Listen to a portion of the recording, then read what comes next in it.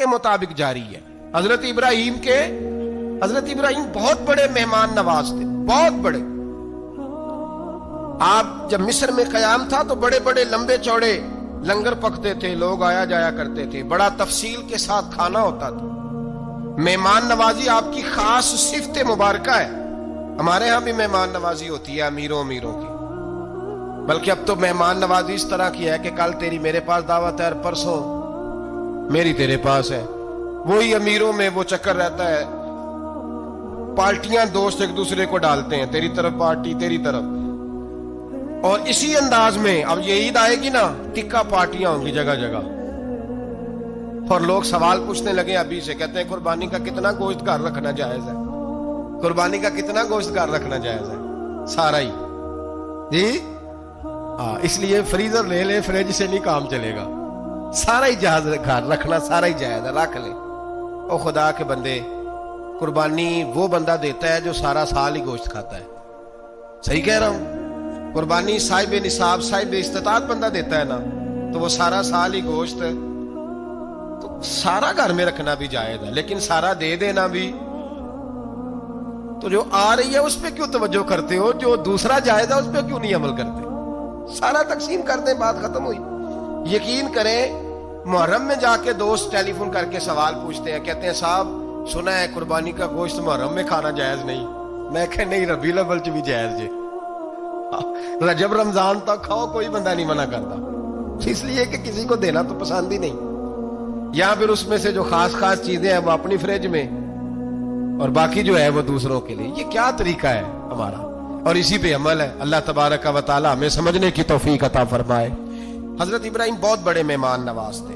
सिर्फ कुर्बानी नहीं देते थे, सारा साल बहुत सारा लंगर, बहुत सारा खाना पीना, बहुत सारी चीजें जारी रहती थी।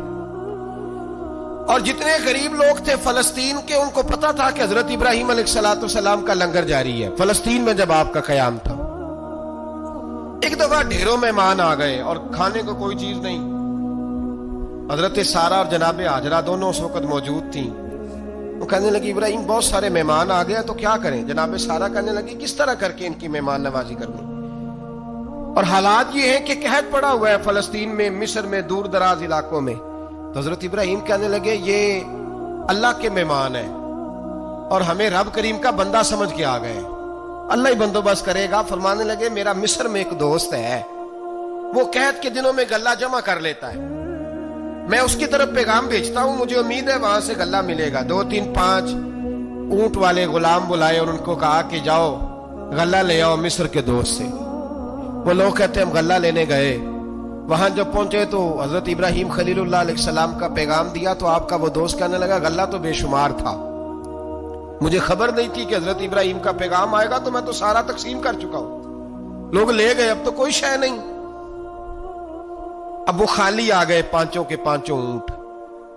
जब खाली आए तो हजरत इब्राहिम की हवेली की दीवारें छोटी छोटी थी। उन गुलामों में से, खादिमों में से, आपके उन चाहने वालों में से एक कहने लगा यार वो गरीब तो इंतजार कर रहे होंगे कि गल्ला लेने गए हैं, हमें रोटी मिलेगी।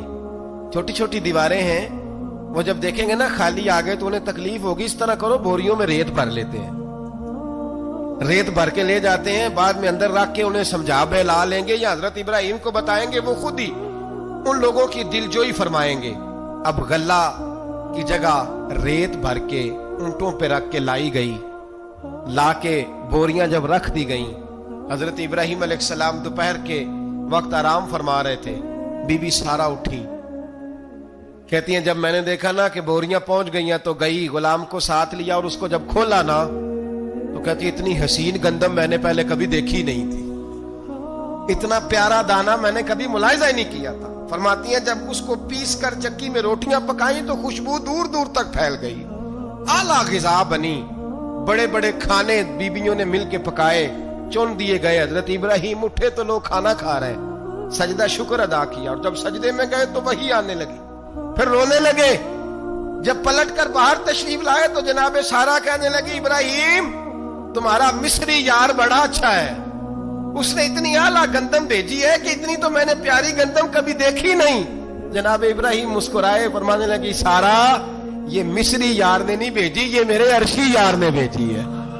یہ میرے عرشی یار نے بھیجی ہے.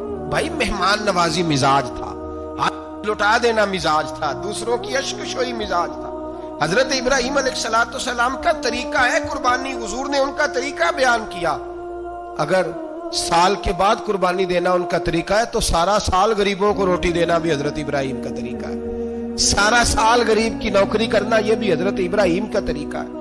بھوکے کو کھانا کھلانا یہ بھی میرے مصطفیٰ کریم سید عالم صلی اللہ علیہ وسلم سے صحابہ نے پوچھا, حضور بہترین مسلمان کون ہے؟ بہترین مسلمان. تو حضور نے فرمایا جو سلام لینے میں پہل کرے اور غریب کو روٹی کھلانے میں سب سے اچھا ہو, وہ بہترین مسلمان ہے, زبردست مسلمان. ہمارے ہاں دعوتیں ہوتی ہیں تو امیروں کی, افطاریاں ہیں تو امیروں کی, اور میرے مصطفیٰ کریم علیہ السلام نے فرمایا بدترین دعوت ہے جس میں امیر بلائے جائے غریب نہ بلائے جائے. وہ بدترین دعوت حضرت ابراہیم کا طریقہ رہا ساری زندگی مہمان نوازی. اور دوسرا ان کا مزاج تھا, اللہ سے پیار ہو گیا تھا نا. جب رب کریم سے محبت ہوتی ہے نا اور محبت کا احساس ہوتا ہے دل میں, پھر سجدے لمبے ہوتے ہیں. عام آدمی تو نماز بھی نہیں پڑھ سکتا, جسے خدا سے محبت ہوتی ہے وہ تہجد بھی نہیں چھوڑ سکتا. وہ یہ محبت کی بات ہے نا, جس کو پیار ہوتا ہے اس کی تہجد بھی ہے, اس کی اشراق بھی ہے, چاشت بھی ہے, اس کے عمرے بھی ہیں, اس کے حج بھی ہیں, اس کے بار بار کعبۃ اللہ کے دیدار بھی ہیں. یہ محبت الہی ہے, جوش مارتی. ان لوگ سجدہ کرتے ہیں تو اٹھتے ہی نہیں, اللہ کے بندوں سے پیار کرتے ہیں اللہ کی. حضرت ابراہیم کو رب کریم سے اتنی محبت تھی, اتنا. ویڈیو دیکھنے کا شکریہ. اگر آپ چینل پر نئے ہیں تو سبسکرائب کر لیں اور ساتھ ہی ساتھ بیل آئیکن پر بھی کلک کر دیں تاکہ یوٹیوب ہماری ہر ویڈیو کا نوٹیفیکیشن سب سے پہلے آپ کو بھیج دے. جزاک اللہ.